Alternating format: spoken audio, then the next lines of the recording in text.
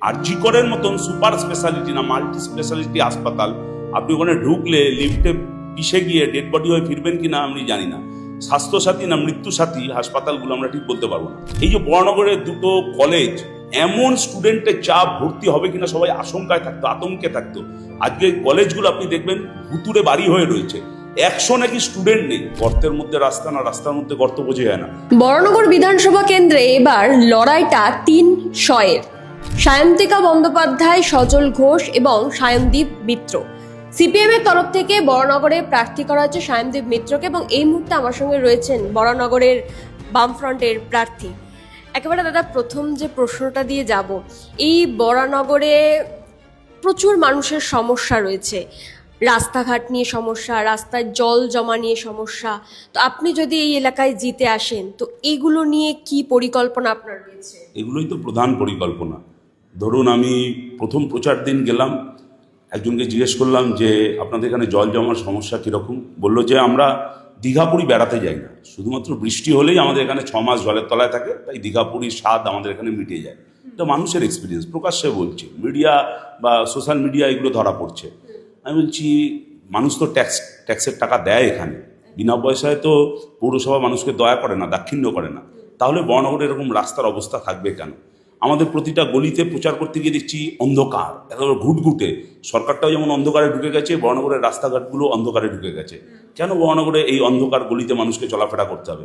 দুদিন আগে একটা জায়গায় গিয়ে দেখা হলো, একজন ভদ্রমহিলা, রাস্তায় এমন গর্ত, গর্তের মধ্যে রাস্তা না, রাস্তার মধ্যে গর্ত বোঝা যায় না, পড়ে গিয়ে হাত ভেঙে গেছে তার। সেই মানুষটা তো ট্যাক্স দেয়, পুরসভা কি তার দায়িত্ব নেবে? সরকার কি, প্রশাসন কি তার দায়িত্ব নেবে? এখানে পয়সা দিয়ে পানীয় জল কিনে খেতে হচ্ছে। সাধারণ পৌরসভার জল এমনি বাড়িতে যায় না, আর সেই জলের এমন কোয়ালিটি যে মানুষ কিনে খেতে পারে না, মানুষ সাধারণভাবে খেতে পারে না, কিনে খেতে হয়। অথচ আমাদের সময় Baranagar Kamarhati joint water works প্রকল্প আমরা তৈরি করেছিলাম, সেটাকে বামপন্থীরা তৈরি করেছিল, সেগুলোকে লাটে তুলে দিয়েছে।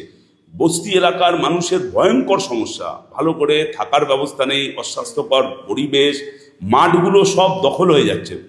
এই সব কটাই আমরা পাল্টাবো, এবং দুষ্কৃতী রাজ, সিন্ডিকেট রাজ প্রমোটিং, অর্থনীতির জন্যই এই দুষ্কৃতী, সিন্ডিকেট প্রমোটিং এখানে একটা শিল্প হয়ে গেছে, এইটা ভাঙতে হবে। এবং এগুলোর সঙ্গে আমাদের প্রশাসন, পৌরসভা এবং বিধায়িকা ভেরি মাচ যুক্ত।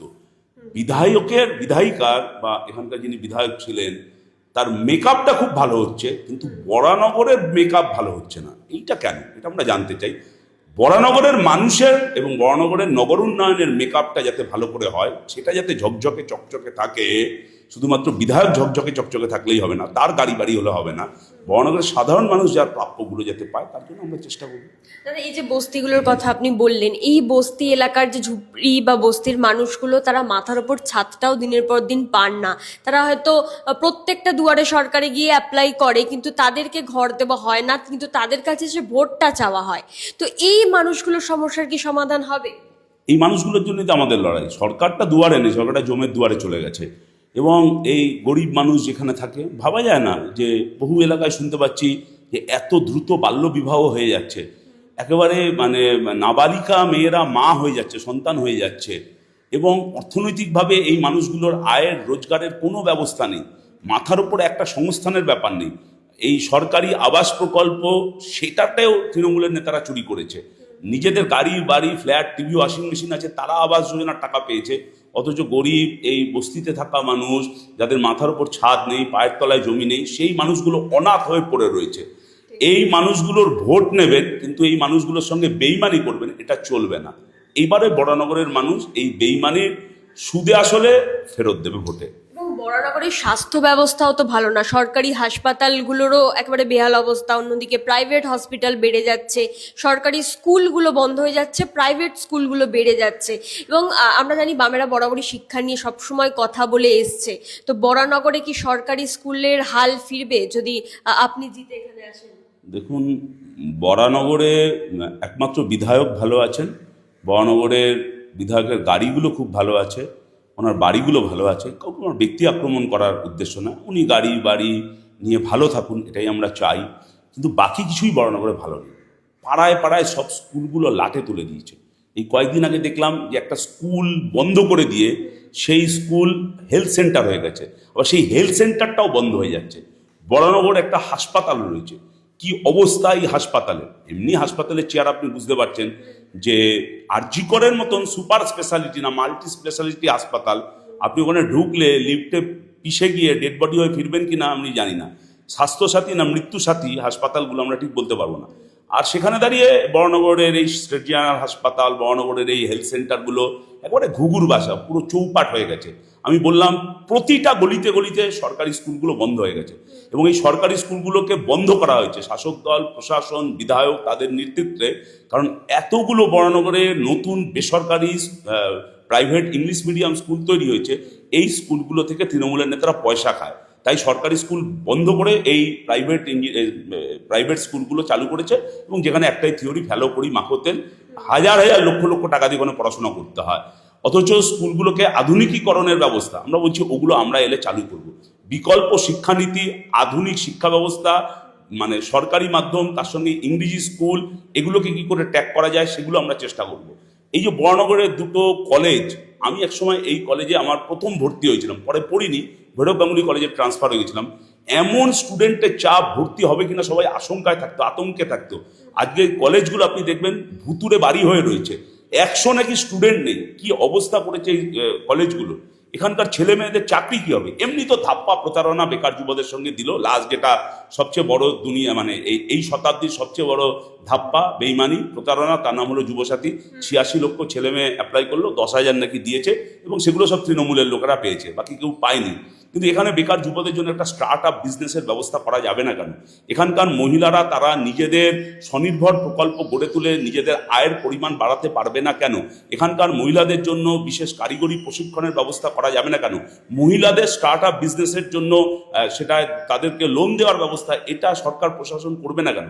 সরকারের কাজ হলো এগুলো, গাছ কেটে বিক্রি করা, পুকুর ভরাট করে প্রমোটিং করা, সিন্ডিকেটের রাজত্ব কায়েম করা। এটা প্রশাসন, সরকার, বিধায়কের কাজ নয়। কিন্তু দুর্ভাগ্য বরানগরে এটাই হচ্ছে। এবং বরানগরের এই যে শাসক দলের প্রার্থী বলুন বা বিজেপির প্রার্থী, তারা কেউই বরানগরের বাসিন্দা নয়, আপনি এখানকার।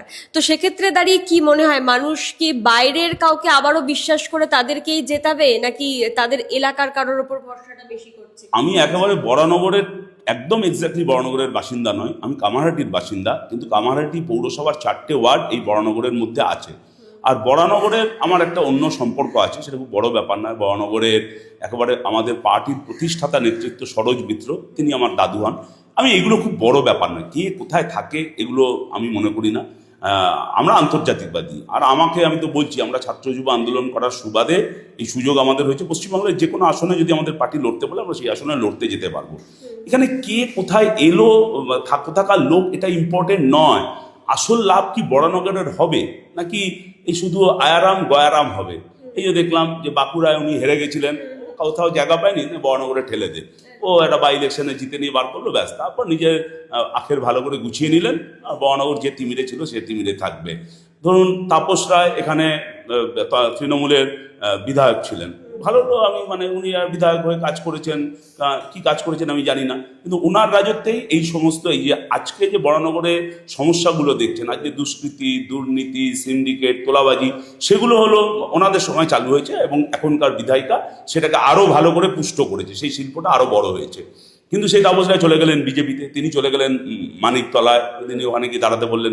আবার এই বিধানসভায় একসময় পার্ণ মিত্র বিজেপির ক্যান্ডিডেট ছিলেন, তিনি এখন তৃণমূলে চলে গেলেন। মানে সব জগা খিচুড়ি হয়ে যাবে। আসলে হলো বরানগরের মানুষের সমস্যাটাকে এরা জগা খিচুড়ি করে দিতে চাইছে। আমি একেবারে বরানগরের লাগোয়া বাসিন্দা। সারা জীবন ছাত্র যুব আন্দোলন যখন শুরু করছি, তখন এই কামারহাটি, বরানগর, আমরা একটাই সাংগঠনিক স্তর ছিল, সাংগঠনিক কাঠামো ছিল। তাই বরানগরের অলিতে গলিতে ছোটবেলা থেকে আমাদের যাতায়াত রয়েছে। বরানগর কামারহাটির মতন আমি হাতের তালুর মতন চিনি। বাইরের লোকেরা আসবে যাবে, আরাম গয়ারাম হবে, বরানগরের মানুষের সঙ্গে তার কোনো রাজনৈতিক বা একটা আত্মিক সম্পর্ক তৈরি হবে না। কিন্তু দীর্ঘদিন ছোটবেলা থেকে বরানগরের রাজনীতি করার সুবাদে বরানগরের মানুষের সঙ্গে আমার একটা আত্মিক সম্পর্ক আছে।